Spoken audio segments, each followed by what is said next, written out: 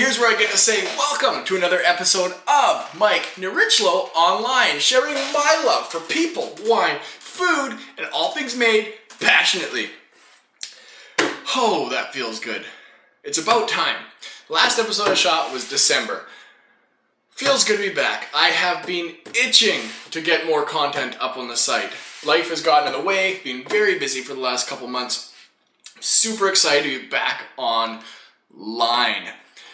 As you can see, we're in I'm going to call this my semi-temporary location. You're probably only going to see an episode or two shot here. This is my dining room. Nowhere near as cool as the old little wine garage. But like I mentioned in the last episode, things got busy. We sold our place, and along went the wine garage with it. Shed a little tear, got lots of photos of it, had a blast in there. So many cool things happened there, so many interviews. For those of you who didn't know, off camera, a lot of winemaking was done there as well.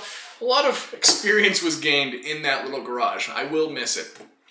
Anyway, super excited to be back online.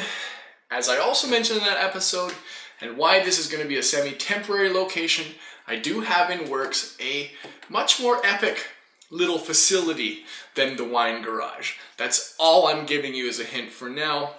Can't wait to tell you more about it down the road. Kind of an edge of your seat kind of thing. I'm busting at the seams to tell you more about it, but not right now. Too many other things to tell you about right now. Okay, for today's show, I want to talk to you a little bit about the new direction I want to take the website.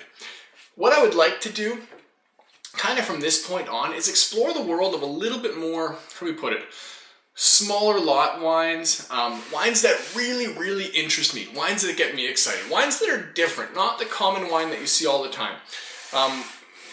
We've explored a lot of different wines together, and I'm excited to just kind of further my knowledge and yours of stuff that you wouldn't normally see, random grape varieties. I want to go into the wine world of biodynamics, organics, natural winemaking. There's a huge movement in the wine world as with natural winemaking, kind of letting grapes make the wine themselves. I mean, in my opinion, grapes were kind of put here to turn into wine. We just kind of lead them in the right direction. That's a whole nother story, whole nother all-encompassing thing when it comes to natural wine. These are the kind of the parts of the wine world that are getting me really excited right now, so that's the direction I'd like to go with it. And we'll see what we can learn together. So I've got a really interesting wine I'm excited to tell you about here. Kind of a back to basics sort of wine. The other thing I would like to tell you about in this episode, you've probably already seen it, you may have already cruised through it. Look straight up. You'll see the Mike, or the MN Online, or Mike Nerichlo Online link up there. That'll get you to where you are right now. There's a new link. The Wine Adventures of Mike and Mike. Now, I've hinted at it before in the past. The little wine garage, long before the show started, was a facility for myself and my brother-in-law, Michael Rathjen, to be making wine. We've been making wine for a long time. As two very passionate wine nerds, we got to the point where we're like, well, we can only learn so much in books. Books are great, but you really don't get to experience the depth of wine until you're stomping on it barefoot and you're making it with your own two hands.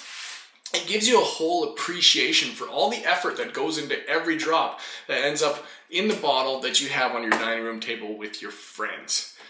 That worked out really well, I like that. Dining room table with your friends. So anyway, we've been making wine for a long time in the little wine garage. And the new section above you, I'm so stoked about, is kind of, right now, the first blog post, which you can see, is a brief history / the adventure so far of us getting into winemaking for the number of years we've been doing it so far. Our mistakes, our successes, everything we've done from that point until now. Super excited to have you follow along with us as the adventure continues, as we continue to make wine. Now we're doing it all on a hobby scale, but our production is slowly increasing as we slowly get a little bit better at what we're doing. The other thing we've learned so far is the more we feel like we know about making wine, the less we realize we grasp. It's ridiculous. I think that's what keeps me interested in the wine world, is you can never fully grasp it, fully understand it, fully master it. It's such an interesting world. Anyway, that's that section, which also has to do with the other side project I'm working on, which will be where we'll be filming the episodes and little hidden mystery facility. Shh, that's enough about that. Let's taste some wine. Today's show, today's wine.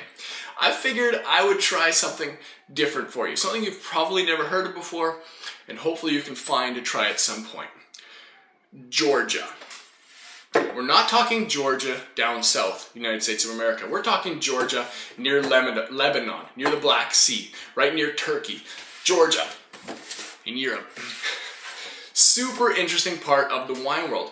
Some people would debate that Georgia is the origin of where wine came from. They found evidence of wine being made in Georgia for the last 7,000 years. Supposedly it's like one of the birthplaces of where wine is being produced. Which gets me excited. They're planting some really interesting varieties over there, like hundreds of interesting varieties. I mean, they've had a little bit of political unrest in the country, which has screwed with their wine market, makes it harder to find, but you're starting to see more and more on the shelves over here. What's super cool about Georgian wine is a lot of people don't really know what it is, so you can usually get it for really good value. In other words, it's cheap for good wine.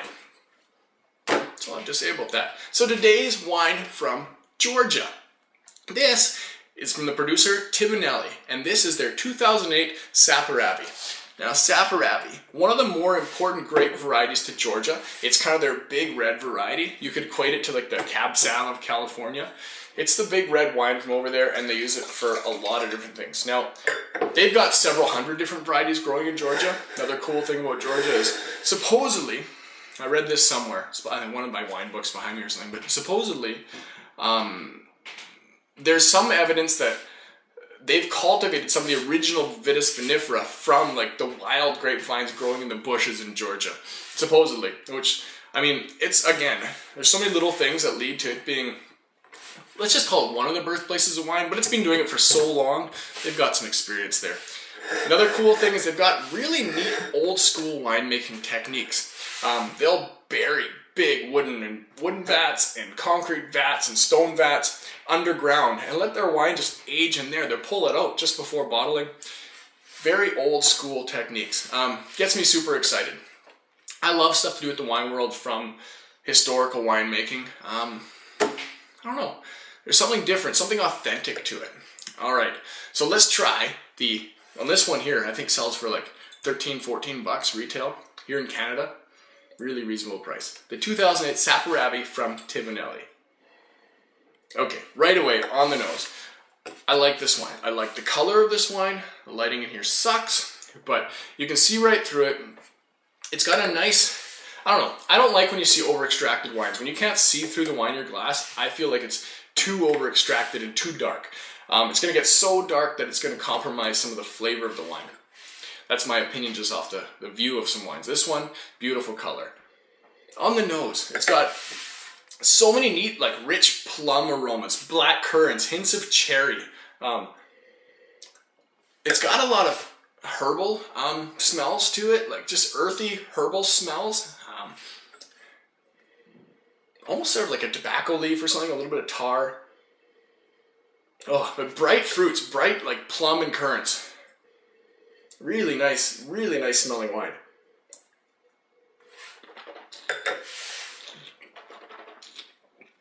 Now, Spit Bucket is still in the storage. I apologize, it would look really cool here in duct tape on my table. It will make an appearance soon. Okay, this wine, I like this wine. I really like this wine. This wine tastes authentic to me. It's super juicy, like it is juicy. It's like biting into a fresh, ripe plum cherry currant. At the same time, it's got really nice acidity and structure. It's going to go really well with your cheeses and your food. Clean on your palate. Like I said, super juicy. Another neat thing that comes across in this wine is the minerality. That's one of the signatures of Georgia. They've been making wine for so long. The mineral character in the grapes growing there is really significant, even in their reds. That gets me excited. This wine is planted in the region of, where are we? Kakheti. I don't even know if I'm saying that right, Kakheti, but it's on pretty much the far eastern side of Georgia. Supposedly this grape variety does quite well over there. I would love to make a trip over there. I don't know a heck of a lot about Georgia, but I love experiencing new wines. It's got a really nice structure to it. I'm just going to say it's a yummy wine. Now, it's got all kinds of neat flavors going on. It's not super complex or anything like that. It's got a simplicity to it too, which I really like. It just makes it a fun, you can just drink it. And you can probably drink lots of it. It's probably very well made. 13% alcohol, decent amount of alcohol, not over the top. Very juicy, light, fun sipper. This to me is a bang on, good wine, exceptional value for 13 bucks. Like I said, it's between $12 and $14. I like this wine. Look for wines from Georgia. Super neat part of the world. Like I said, you're tasting some of history when you taste Georgian wine. Okay, I really hope I've covered everything I wanted to cover in this episode. I'm back. Look for me more. I don't know if I'm going to be posting a weekly episode. It's going to be hit and miss. I'm going to be posting sometimes weekly, sometimes less than weekly. But I'm hoping to produce some more significant content for you, some depth of knowledge for you, see what we can explore, see what kind of wines we can come across. Super excited for the future of this show. Like I said, I cannot wait to tell you about the secret little new location we're working on. Wine Depretentiousized! Thank you so much for watching, and we'll see all of you on the next episode.